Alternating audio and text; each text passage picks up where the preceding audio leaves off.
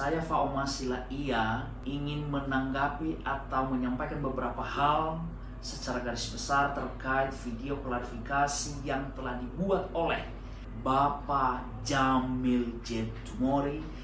Saya melihat di video Bapak bahwa dengan narasi seolah-olah atau seakan-akan ada yang mengaku-ngaku sebagai keluarga almarhum Baharudin Bulele, yaitu saya secara pribadi Faoma Silaia, karena di video saya sebelumnya. Nah, yang saya sampaikan bahwa jikalau Bapak tidak mengetahui atau tidak tahu tentang hubungan keluarga saya dengan istri almarhum Bapak Baharudin Bulele atau silsilah keluarga, seharusnya dengan segala hormat jangan Bapak mengomentari hal itu. Lebih baik silent. Cukup di situ dulu yang saya sampaikan sebelum saya menanggapi video. Nah, di video Bapak selanjutnya, Bapak mengatakan kronologis dengan bercerita bagaimana kejadian dan di mana kejadian terjadi, yaitu di atas kapal. Nah, yang saya secara garis besar adalah Bapak mengatakan pada saat itu para pelaku ini telah dijebloskan dalam penjara. Yang menjebloskan ke penjara mereka itu siapa, Pak? Bapak harus menjelaskannya dengan secara detail bagi kami. Kemudian Bapak juga mengatakan si Baharudin ini almarhum telah dibawa ke rumah sakit umum. Nah, ketika dibawa ke rumah sakit umum, Bapak bilang, Pak Jamil mengatakan membesuk.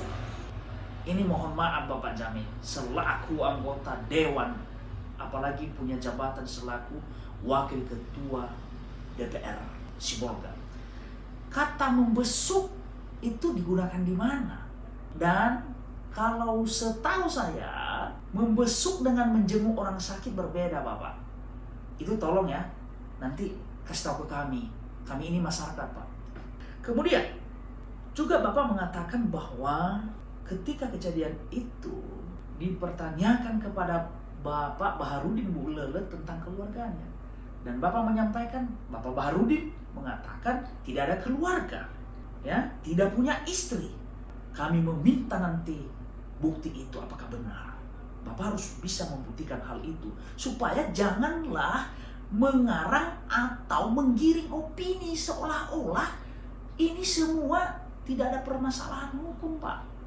Kami sedang berduka, ya, itu. Kemudian ketika dibawa ke rumah sakit, yang kami ingin tanyakan lagi, nanti rekam mediknya bagaimana? Apakah Bapak tahu dah rekam medik ketika dibawa Bapak Baharudin itu hasilnya apa?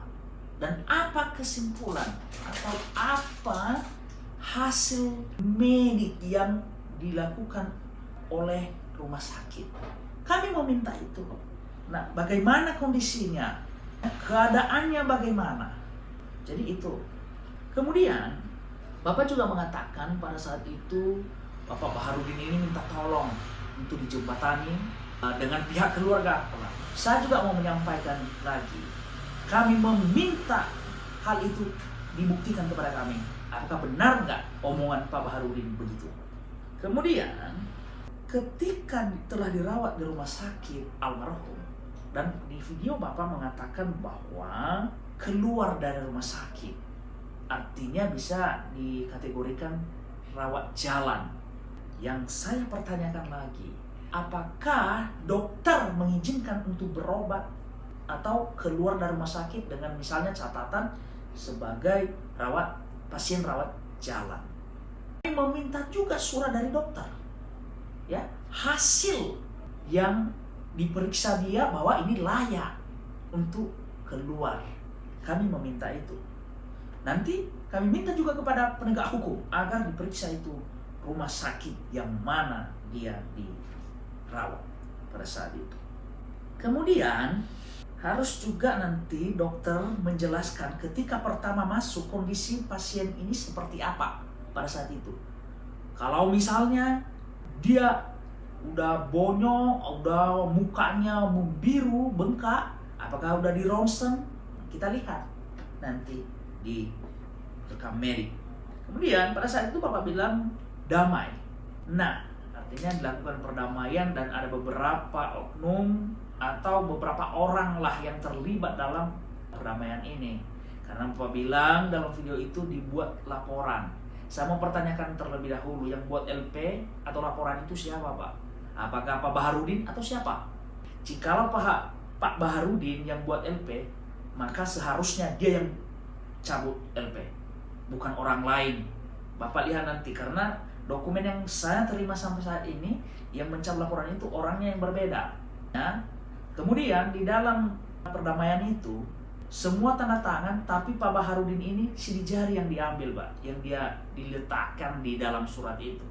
Jadi ini ada pertanyaan, apakah Pak Baharudin kondisinya pada saat perdamaian itu sudah fit, apa udah sembuh total, apa bagaimana?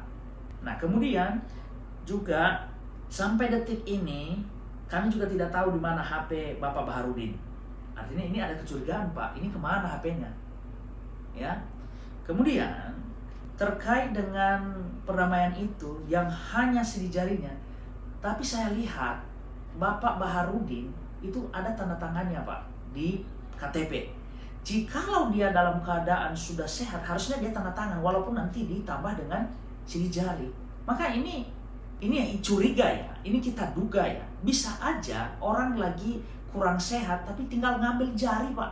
Jangan diajari kita, tinggal ngambil jari kita letain, ya. Itu kalau kita analisa, Pak. Karena kenapa? Dia ini sekolah SD, Pak. Dia bisa nulis, bisa baca, Pak. Ya, mohon maaf, Bapak. Kemudian Bapak juga mengatakan bahwa ketika damai ada uang 4 juta. Dan pada saat video Bapak itu Bapak bilang uang 4 juta ini untuk dialokasikan atau memang digunakan untuk sewa tempat.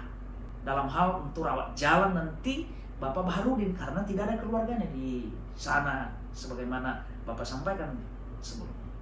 Nanti kami juga meminta agar itu dibuktikan apakah benar itu dialokasikan atau memang diperuntukkan untuk sewa tempat. Jikalau tidak nanti Bapak, artinya Bapak memberi informasi yang tidak benar. Bisa aja nanti kami lakukan upaya hukum atau upaya lain terkait omongan-omongan Bapak ini. Nah, kemudian dalam perdamaian itu seharusnya kita paham mekanisme perdamaiannya secara hukum. Dan sebelum itu saya menyampaikan, damai itu dalam hukum bukan menghapus pidana, tapi untuk meringankan. Itu kita camkan dulu, Pak. Karena Bapak di sini pintar saya rasa, tapi mungkin kurang memahami perasaan orang. Itu aja. Kemudian Bapak menyampaikan bahwa Pak Baharudin ini telah memaafkan para pelaku. Nah, dengan kata Bapak dalam video, ya sudahlah, semua pihak yang ini kita terima. Saya menyampaikan, Pak, harus Bapak buktikan bagi kami bahwa Pak Baharudin itu mengatakan hal yang demikian, bahwa udah memaafkan. Ya, jadi jangan seolah-olah dan jangan juga menggiring opini seolah masalah ini tidak ada lagi.